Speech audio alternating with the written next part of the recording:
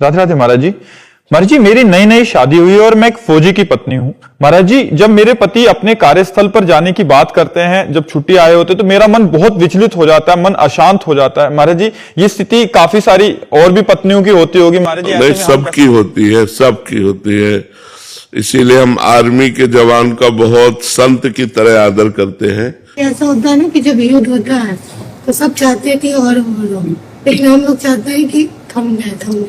नहीं नहीं बच्चा, इसीलिए हमारा भारत सरकार भी आपका सम्मान करती है, आर्मी के परिवार का सम्मान करती है, क्योंकि अब वो दोबारा आ पावे कि ना पावे संशय है। बड़ा करुणामय सीन होता है।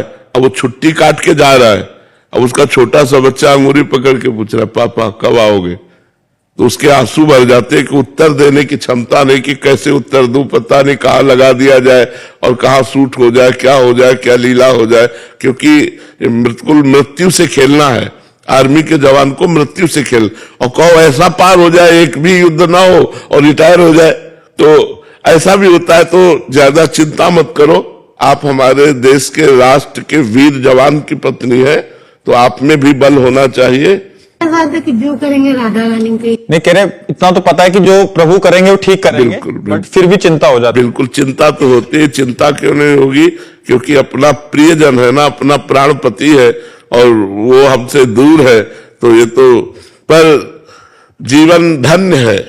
राष्ट्र के प्रति जिनका प्राण समर्पित है उनका जीवन धन्य, इसलिए उनको हम नमस्कार करते हैं, उनको सम्मान देते हैं।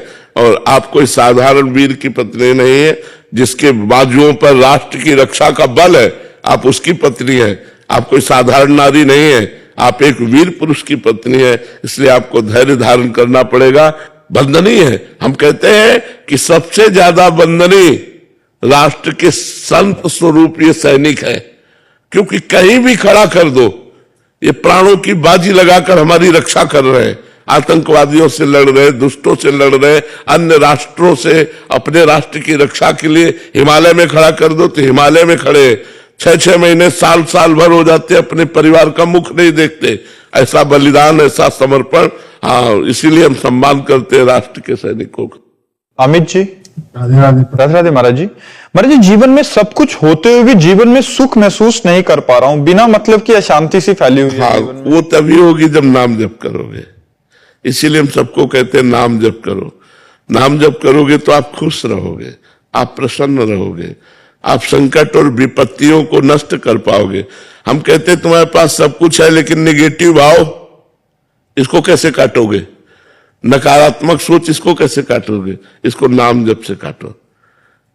कुछ नहीं है, सकारात्मक सोच है तो आप बड़े मौज में हो, पॉजिटिव सोच है तो आप बड़े मौज में हो। कुछ नहीं है आपके पास और सब कुछ है, और आप निगेटिव सोच में हो तो आप जलते रहोगे, आप परेशान हो जाओगे, आप अशांत हो जाओगे।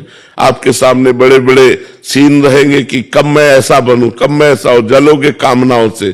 इसलिए चिंता, भय, शोक, कामना, अशांति, इससे बचने के लिए राधा नाम है।